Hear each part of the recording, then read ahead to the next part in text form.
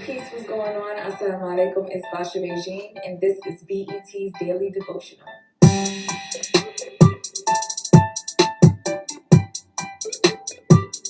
So something that I had to really get into my mind is to seek knowledge, and no matter what I'm doing, no matter what state I'm in, I need to seek knowledge to understand my situation, my surroundings, to understand myself, to understand how I react to my surroundings. So imperative to seek knowledge of self, right?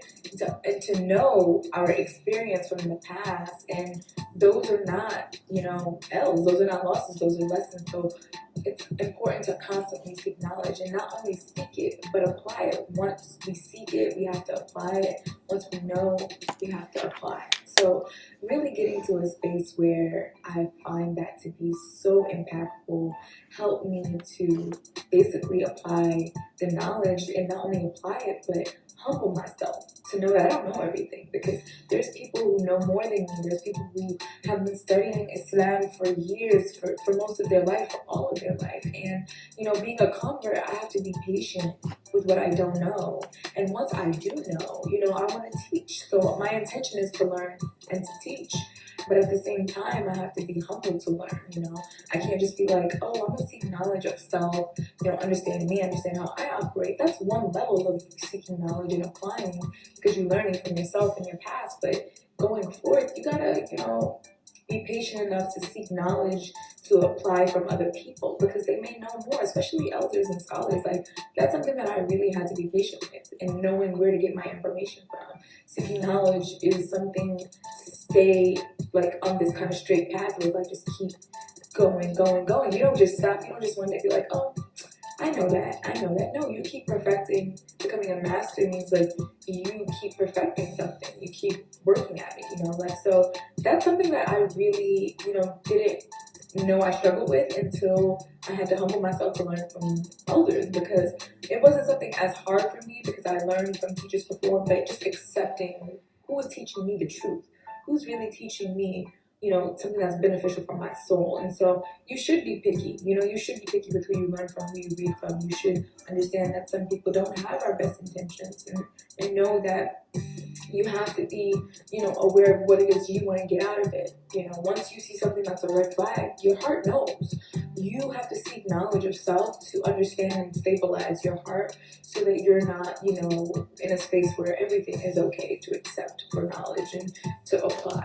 But once you cleanse your heart, right? Like once you really focusing on cleansing your heart and purifying it, you start to get a lot of things that you can tell you're just like not gonna work. So you have to just really figure out where you're gonna center yourself. That's something that I had to learn. Is like I can't accept everything that people are trying to teach me. I have to purify my heart and ask Allah to teach me, ask my Creator to teach me, because if I'm seeking knowledge to understand my Creator, I know that my Creator is going to help me understand anything, no matter what it is.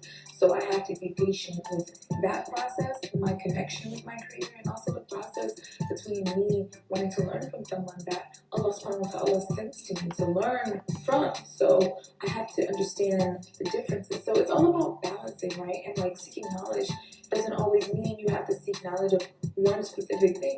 Things connect, and that's one thing that I talked to my Christian brothers and sisters about, is just like how we understand this from a theological view is just really connecting and trying to understand, like, oh, I might not know something and you might could teach me, but as a Muslim, I'm taught to understand all the books and to love all the prophets. So for me, it's like I want to learn from people who study this book and study this book and understand the connectivity between the gospel and the Torah and the Quran.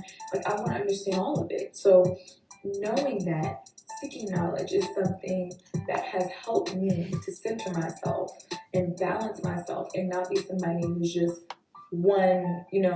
sided when it comes to knowledge, but understanding that you should be objective when you're learning, but there are certain things that you just have to apply for yourself to maintain the purification of your heart. So I really had to stay consistent with that mentally, and it's a constant thing. I don't know everything. Like, no one knows everything. Only the Creator knows everything.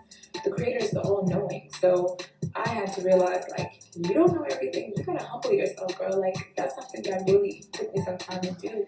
But once I did, like, knowledge just became so fun to seek and to receive. And I just have so many questions all the time. And my teachers are probably annoyed with me, but you know, it's just one of those things where you just find it to be fun after you humble yourself, for real.